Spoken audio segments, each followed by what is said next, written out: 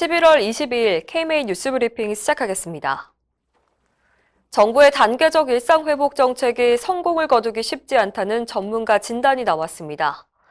염호기 인제의대 호흡기내과 교수는 어제 열린 대한의사협회 학술대회에서 정부는 높은 백신 접종률과 경제에 미치는 영향 등을 근거로 위드 코로나 정책을 시행했지만 변이 바이러스로 인해 백신 효과가 60에서 80%로 떨어진 상황이라고 지적했습니다.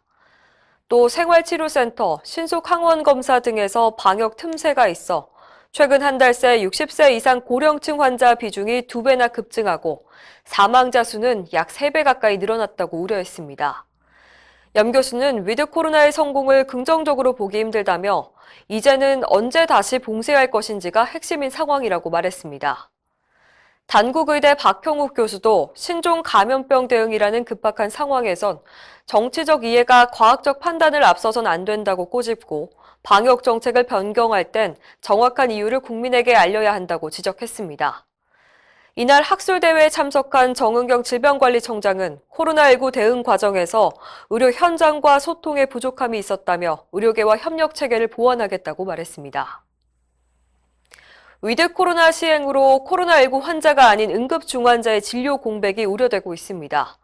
대한중환자의학회는 최근 성명을 내고 우리나라는 선진국과 달리 중환자 분야 전문 인력과 자원이 매우 부족해 코로나19 위중증 환자의 증가는 곧 비코로나 중환자들의 큰 피해로 이어진다고 지적했습니다. 정부의 행정명령으로 기존 중환자 병상을 코로나19 전용으로 전환하는 바람에 암과 심장, 뇌수술 등 고난이도 수술이 지연되고 있다는 겁니다. 실제로 학회가 전국 9개 병원을 조사한 결과 전체 중환자 병상 1,047개 중에서 비코로나 중환자를 치료할 수 있는 병상이 97개나 줄었습니다. 중환자의학회는 의료 인력과 설비를 지원하고 중환자실 입실 우선순위 지침이 필요하며 안전한 중환자 이송 시스템을 서둘러 마련해야 한다고 강조했습니다. 코로나19 확진자의 병상 배정이 늦어지는 이유가 담당 의사들의 전문성 부족 때문이라는 언론 보도가 논란입니다. 최근 한 공중파 방송은 수도권의 코로나19 환자 1,000여 명이 병상을 배정받지 못했다면서 확진자를 분류하는 공중보건 의사들의 전문성이 떨어지기 때문이라고 주장했습니다. 이에 대해서 대한공중보건의사협의회는 성명을 내고 병상 배정이 지연되는 원인은 정부의 체계적인 시스템이 없기 때문이라고 반박했습니다.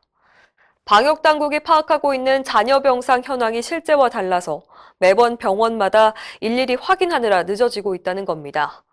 실제로 현재 수도권 병상 배정반에는 공보의 약 20명이 24시간 상주하면서 일하고 있는데요. 병원마다 만들어진 단체 채팅방 수십 개를 오가며 병상 현황을 파악한 뒤 환자를 배정하고 있습니다. 대공협은 병상 배정 지원 시스템을 구축하고 행정 지원 인력을 증원하라고 정부에 요구했습니다. 간호사가 독자적으로 진료 업무를 할 수 있도록 허용하는 법안에 국회 심의가 임박해서 의료계가 거세게 반발하고 있습니다. 대한의사협회는 어제 의료계 대표자 회의를 열어 간호단독법 개정안을 폐기하라고 촉구했습니다. 의협은 이 법안이 의료법에 명시된 간호사 업무 범위를 변경해 간호사가 독자적으로 진료 업무를 수행하고 단독 개원까지도 할 수 있도록 한 법안이라며 이는 국민 생명과 건강에 심각한 위협이 될 수 있다고 지적했습니다. 또 간호조무사를 간호사의 지도 감독하에 두도록 함으로써 의료인 면허 체계의 왜곡을 시도하고 있다고 비판했습니다. 한편 의협과 병원협회, 치과의사협의회, 간호조무사협회와 응급구조사협회 등 단체 대표들은 오늘 오후 3시 국회 앞에서 간호단독법 폐기를 촉구하는 공동 기자회견을 열었습니다. 내년 3월 대선을 앞두고 대한의사협회가 각 정당 후보들의 공약을 평가해 유권자에게 알리는 매니페스토 평가단을 운영합니다.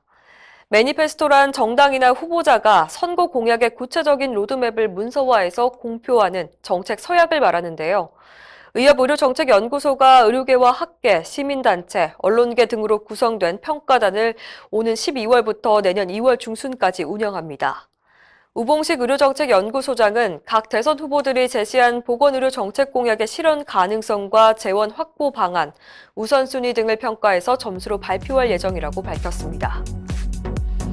이상으로 뉴스 브리핑을 마칩니다. 자세한 사항은 의협신문을 참고하시길 바랍니다.